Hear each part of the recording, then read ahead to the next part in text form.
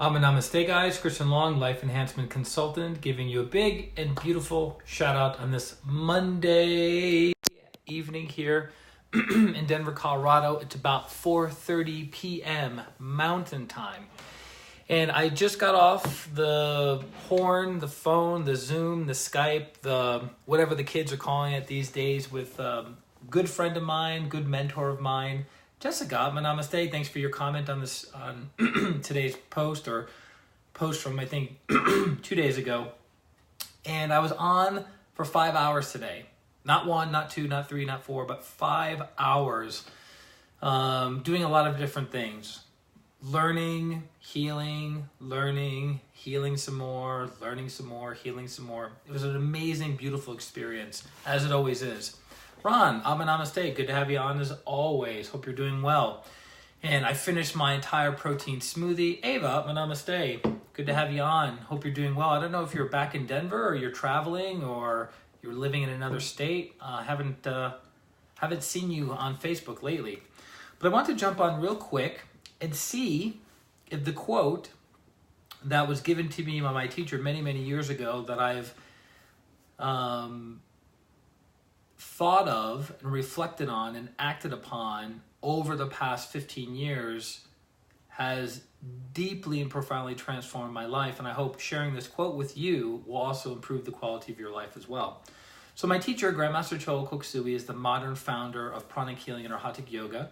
That Dean, Namaste, and he basically within a 25-year period, he was able to develop, refine, and spread an unknown healing system known as pranic healing and an unknown yoga system known as Hatha yoga to over 60 countries around the world in less than 25 years. One-man show. Pretty impressive to say the least. The amount of traveling he did alone would exhaust most 20-year-olds. But he had a mission, he had a cause, he had a big, big purpose of alleviating the suffering of humanity through these practices, and he wouldn't stop at anything. And so he wrote over 20 books, and these are one of his smaller books. They're called the Golden Lotus Sutra books. Sutra means to stitch, And when we talk from a spiritual sense of what a sutra is, you could look at it like a quote, you could look at it like an aphorism, and a sutra is designed where you read it in the morning and then you meditate and contemplate on the different levels of meaning of that quote, how that quote applies to you physically, how that quote applies to you emotionally or in your relationships, how that quote applies to your mental faculties and how you learn and understand the world, and how that quote applies to you spiritually. So that's why the great, great spiritual books and the teachings of the great spiritual teachers, Mary Namaste, you can literally study them for your entire life and still just scratch the surface because they're so deep, they're so profound, and they can be looked at not only from levels of truth, but also different facets of truth, like a diamond, right? So the different sutras within this book called Achieve the Impossible, which is one of the books from the Golden Lotus Sutra Series, teaches you how to use universal laws and principles to accomplish your goals, your targets, your needs, your wants and desires, not only on the physical level, but on the financial level, on the emotional level, even on the spiritual and mental levels. So as I was reflecting on the 5 hours of work that I was doing with my friend, I was reminded of this particular quote, and I'll read it to you guys directly. External obstacles are nothing compared to internal obstacles. You are your own limitation. If you think it cannot be done, it cannot be done. Your greatest limitation comes from within. Which is interesting because Henry Ford, one of the greatest industrialists of the 19th century, had a similar shorter quote. If you think you can, if you think you can't, you're right. If you think you can, if you think you can't, you're right. And Anthony Robbins, a great business strategist and motivational speaker, James, Namaste, good to have you back on, also said, who now pranic healing and Anthony Robbins organizations work intimately with one another, which is amazing, is that Anthony Robbins says it's not about having resources, the physical world, right? Money, contacts, etc. It's not about resources, it's about resourcefulness. Going back to our inner game versus the outer game. So what does this quote really mean? And we'll break it down a little bit. External obstacles are nothing compared to internal obstacles. So, relating it to the job market, the external obstacle to getting a job is the economy is bad. Your career or your field of study is not high in demand. You don't have enough savings to last you to the end of the month and to pay your rent and all your financial obligations. Those are all the external obstacles, the external blockages, right? Now, the question to ask yourself is, are there people who have been in worse financial situations, Jeff, namaste, who have been in worse financial situations, worse job market, worse career, less in savings, more debt, etc., who have overcome? Who have taken advantage of an opportunity? Who have overcome fear and anxiety, right? Yes. Why? Was it because of resources or was it because of resourcefulness? It was because of resourcefulness. So you are your own limitation. So this goes back to viewpoint. So in the world of Buddhism, you have what is known as the Four Noble Truths of Buddhism and the Eightfold Path of Buddhism. The Eightfold Path of Buddhism is the step-by-step practice on how to alleviate suffering in your life and to achieve illumination or enlightenment. Namaste, right? And the first step in achieving illumination is right viewpoint. Seeing something as it is, seeing something clearly, right? So, relating it to this, that you are your own limitation, well, if your viewpoint is there are no jobs, there are no opportunities, I have a horrible career choice, I don't know anybody, nobody would want my service, I'm not good looking enough, I'm not funny enough, I'm not talented enough, I'm not skillful enough. All of these viewpoints, do they improve the quality of your resourcefulness and the chance of getting a new job? Or do they decrease your ability to take advantage of those opportunities, right? Does it make sense? So you might have heard different millionaires and entrepreneurs over the years have done this challenge. I've seen it pretty common with real estate investors in the United Kingdom as well as the United States, where they basically, their goal is to close a certain number of properties in a new environment with none of their own capital. So even though they're millionaires in their own real estate businesses or their own enterprises, they put themselves in a disadvantage to prove that it's not about having resources, but it's about having resourcefulness within you. So they're proving that it's not about money per se, but it's about how you think, your mindset, your viewpoint. If you think it cannot be done, it cannot be done. Your greatest limitation comes from within you. Think about that. Your greatest limitation comes from within you. So from what we understand within pranic healing, the healing modality that Grandmaster Choa Kuk Sui developed, is we all have limiting beliefs, we all have negative programs, and we all have calcified ideas on how we think the world works or doesn't work. And that sets up the stage for how we show up in the world. Our viewpoint determines what we think, what we say, what we do, what our livelihood is, all based on our viewpoint. A really extreme example is in 1492 when Christopher Columbus sailed the ocean blue. At that time in history, what was the viewpoint of people about planet Earth? That it was flat, which interestingly enough, there is now a new movement of people going back to that original viewpoint that the world is flat. They're called flat earthers. That's a topic for another day, if ever. Sticking to this point, do you think that their viewpoint that the earth is flat determined their thoughts, their speech, their feelings, their actions, their livelihood, their possibilities, right? It limited all of those things. Then, once they realized, wow, you can get in a boat, go for 10 hours, and you're not going to fall off the side of the planet, that opened up their thinking, their speech, their actions, their livelihood, their possibilities, their opportunities. Make sense? Now, was that not the reality before their viewpoint changed? Of course. The earth wasn't flat before they thought it was flat. The earth had always been round, regardless of their viewpoint, right? That's why we make a joke in pranic healing that it's called the law of karma, not the opinion of karma. People go, well, I don't believe in karma. Okay, fine. You don't believe in gravity, jump off a bridge. It's irrelevant whether you believe in it or not, it's still going to affect you. Afsun, namaste. It's the same thing with the law of karma. You go, you know what? I believe that if I'm mean to somebody, nothing is going to come back to me. Okay, that's fine.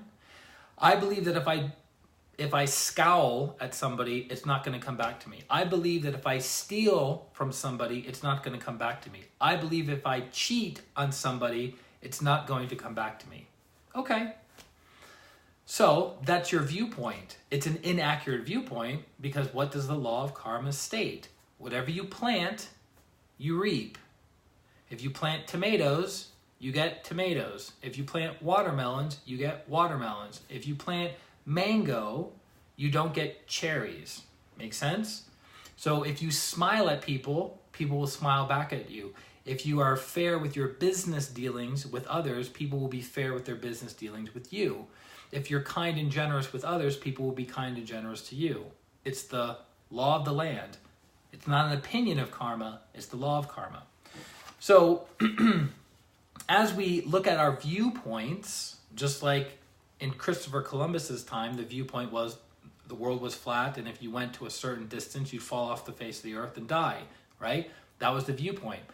As we continue to change and modify our viewpoint, what does it do? It alleviates our suffering, and it empowers us with truth to move our lives forward, right? Would you rather know the truth, or would you rather be like an ostrich with its head in the sand, which is kind of a misnomer because they don't put their heads in the sand, they just hover their head above the ground, but, you know, for simplicity's sake.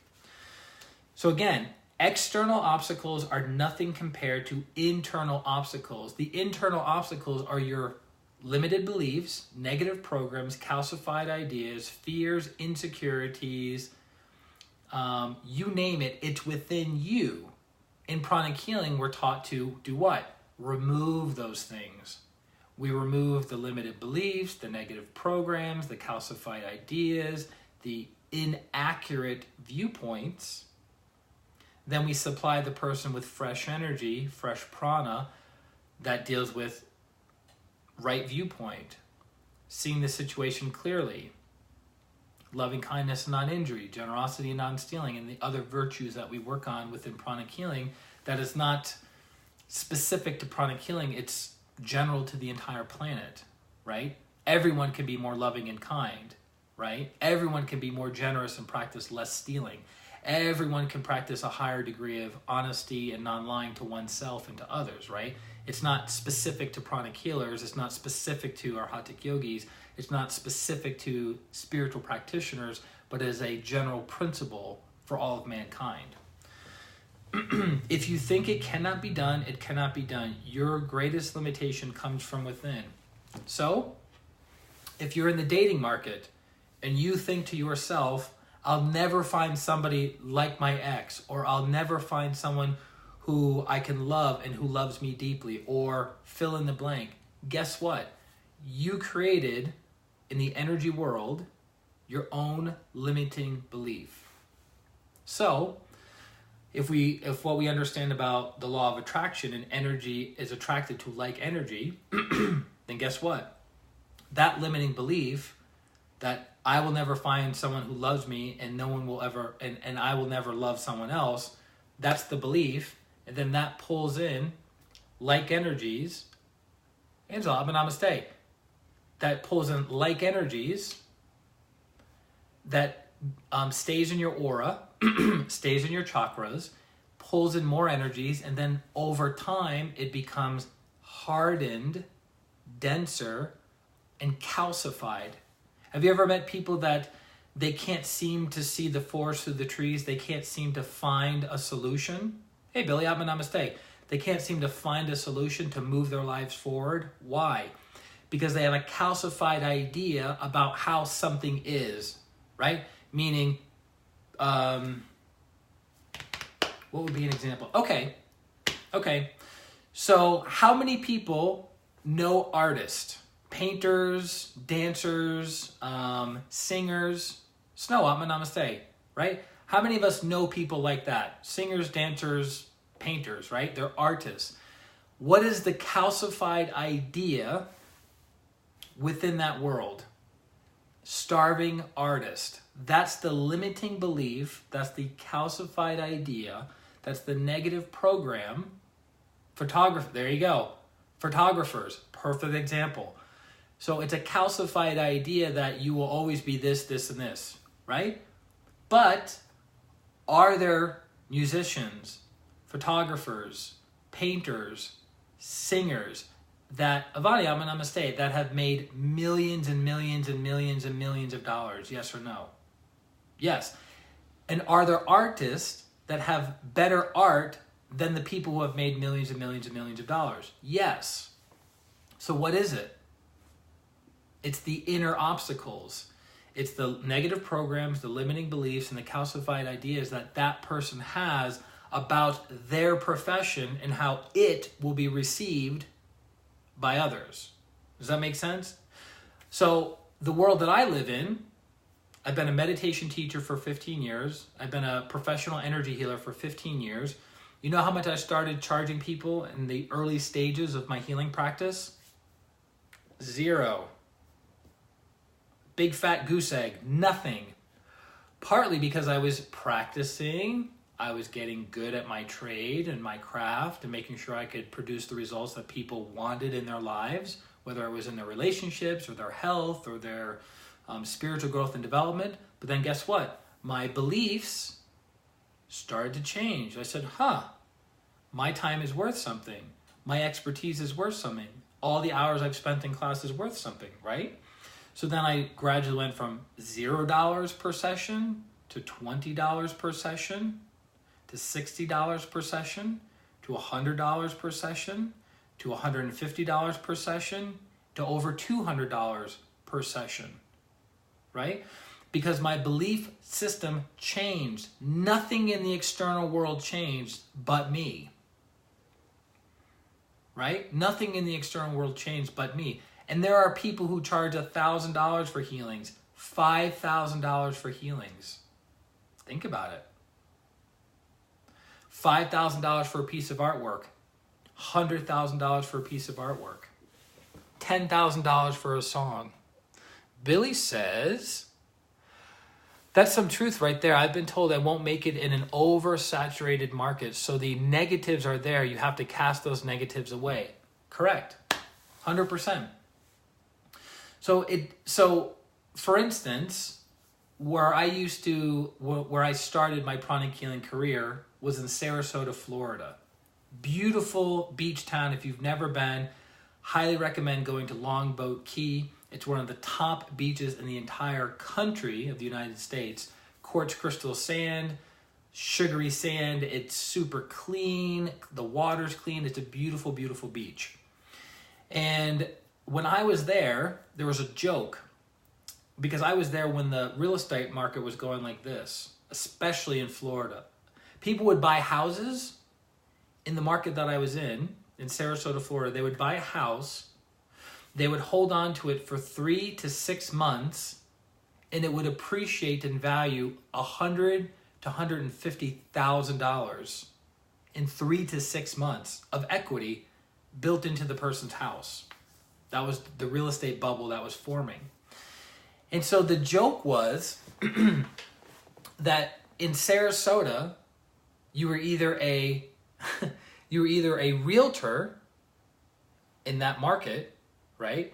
You were a massage therapist, or you were both. I can't tell you how many people I met who were a realtor and massage therapist, because they would get their license, their real estate license, because they knew there was an opportunity, they could make a lot of money, a little bit of effort, not a lot of training, etc., etc. So what would happen? The market was flooded with realtors. Then the person didn't have the person had a tremendous amount of inner obstacles and inner limitations of, I'm not smart enough, I'm not skillful enough, I don't know the real estate market well enough, no one's going to listen to me, blah, blah, blah, blah, blah, blah, blah. So guess what? They weren't able to support themselves as a realtor, so they went back to being massage therapists, and they supported themselves as a massage therapist. But what about the people who got into that market when it was oversaturated with 4,000 realtors? Within Sarasota County alone, had 4,000 realtors in Sarasota County. I don't know what the number is now. But what about the guy who said, you know what? I'm going to make it happen. I see an opportunity. I'm going to do whatever it takes. I'm going to outthink, outperform, outwork, out whatever the competition. And then guess what? That person built a name for himself or herself, became super, super successful, became super knowledgeable, and then when the dip eventually happened, because they studied and understood what was going on, they were able to pull their time and their money out of the market at the right time. They still had the skill, they still had the contacts, and then some of these people saved their money. So when the market hit rock bottom, what did they do? They went in and they bought the best deals in cash. Then the market went back up and they became multimillionaires. What's the difference? Think about it, guys. What's the difference? Everyone is experiencing the same external obstacles, the same external environment, but what's the difference? It's the inner game. It's removing the inner obstacles, the inner limitations, the negative programs, the limited beliefs, the calcified ideas. That's what it's about. As a professional energy healer, what did I hear? Billy says you have to remain positive thinking, positive words, positive all the way, separate yourself. Correct. But how many of us find it very difficult to be positive? Positivity will set you free. Right. Some people's negative programs or pessimism is so ingrained in their personality that they can't see the light at the end of the tunnel. All they see is tunnel. Does that make sense? So to say to someone who is naturally negative, hey, just be positive, doesn't help move their lives forward. You have to give them a how-to. You have to give them a practice. First, Adele, I'm going to say, first you have to find out, are they ready, willing, and able to transform their lives? Super important. I cannot emphasize this enough. You have to find out if people are ready, willing, and able to transform their lives. If they are not, especially in the service world, in the service industry, no point. You're wasting your time. Meaning, I am a professional energy healer. I've helped thousands of people transform their lives using the methodology of pranic healing taught to me by my teacher, Grandmaster Chola Kokusui.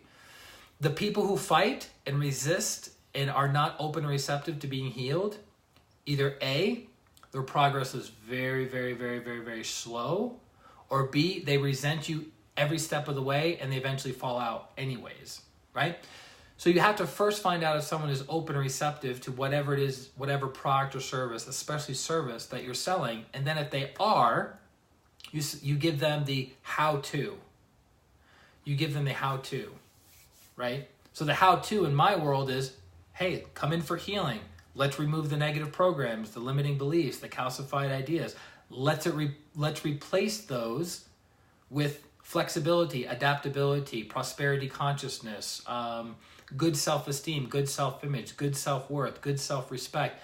Then the energy within the person will change, and surprise, surprise, surprise, opportunities will open up. It's amazing, right? When you think about it. But what's really changing? Is it the external? Or is it the internal? It's the internal. Being in this world of energy healing, you know what I hear actually it's funny, I used to hear it all the time. I don't hear it almost ever now. Is you're an energy healer. Energy is free. What are you charging people to heal them. Isn't this about service? Isn't this about being kind? Isn't this about being loving? Isn't this about being compassionate? Aren't spiritual people not supposed to get wealthy and make money and blah, blah, blah, right? That is a calcified idea. That is a limiting belief that has been projected into the world of spirituality, right?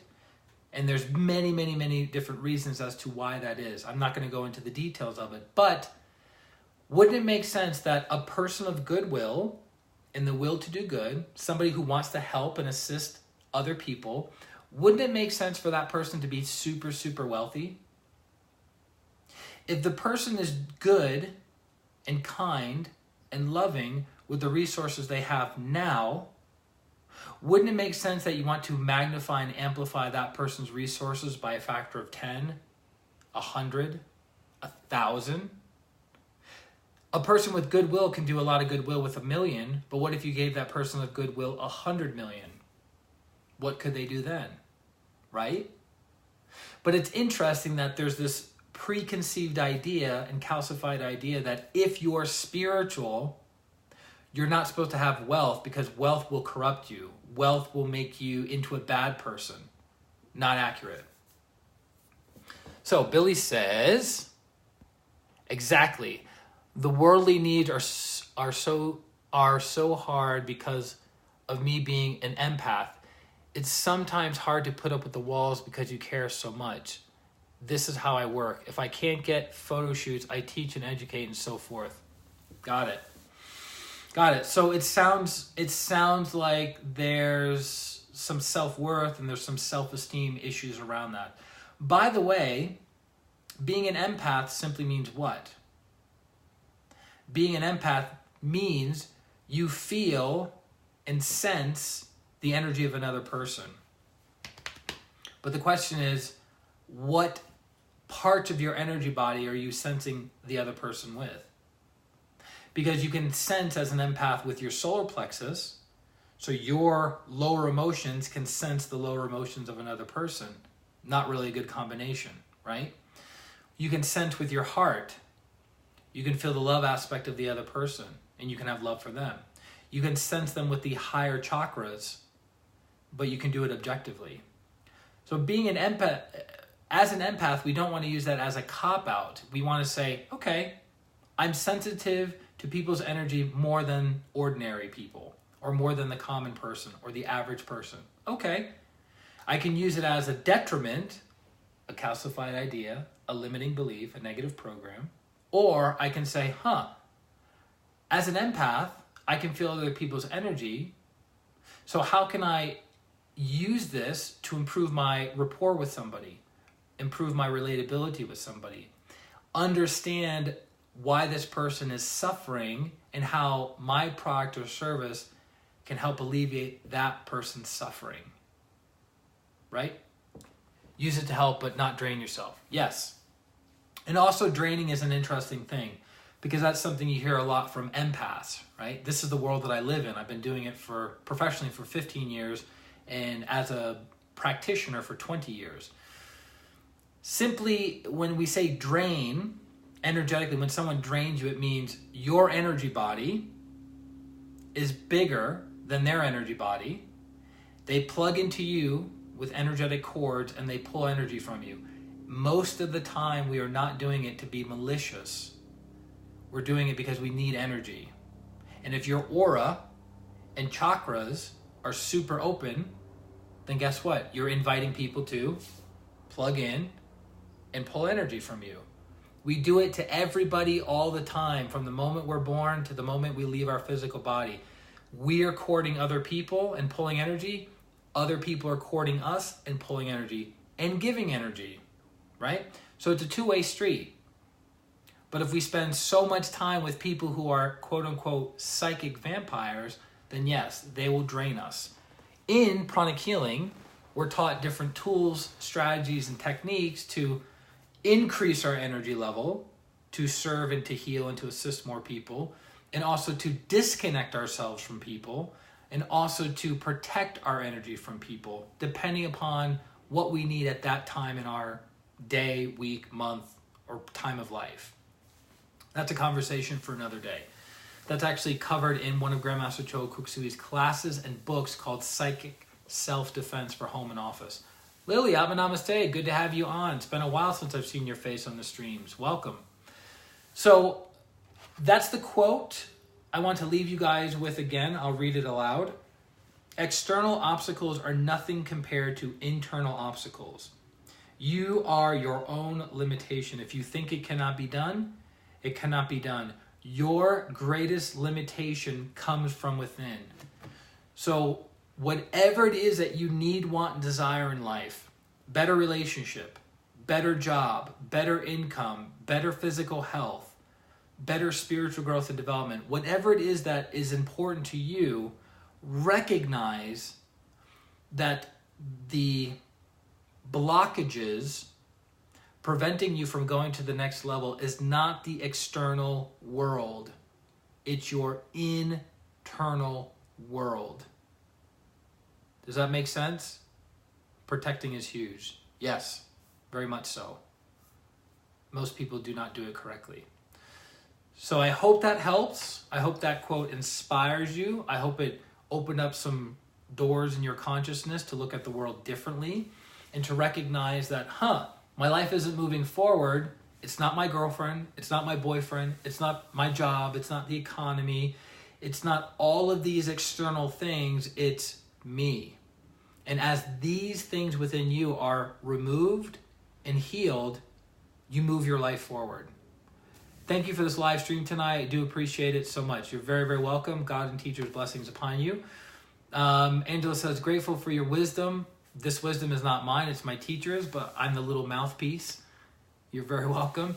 For those of you who are looking for healing, one-on-one, coaching and healing, go to my website, ChristianRLong.com. It's my name. Super easy. ChristianRLong.com. We do it over Skype, over Zoom, over FaceTime. 30 minutes of coaching to identify why you're stuck. And then 30 minutes of pranic healing to remove those sticky things and then supplying you with the new energies to transform your life. And it is so profound.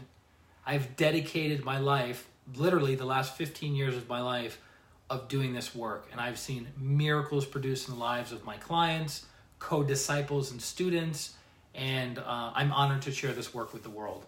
So any questions, direct message me on Facebook. Follow us or subscribe to our YouTube channel. We have about 200 videos on YouTube right now. This video will be going up to YouTube, and hopefully you guys can subscribe and spread the word. And that's it. So thank you very much for joining tonight. May God and teachers' blessings be upon you and your family in any and all ways that are needed for you to move forward. And I look forward to connecting with you very, very soon. This is Christian Long, Life Enhancement Consultant, wishing you a beautiful day, a beautiful week, and a beautiful life. Atma, Namaste. Bye-bye.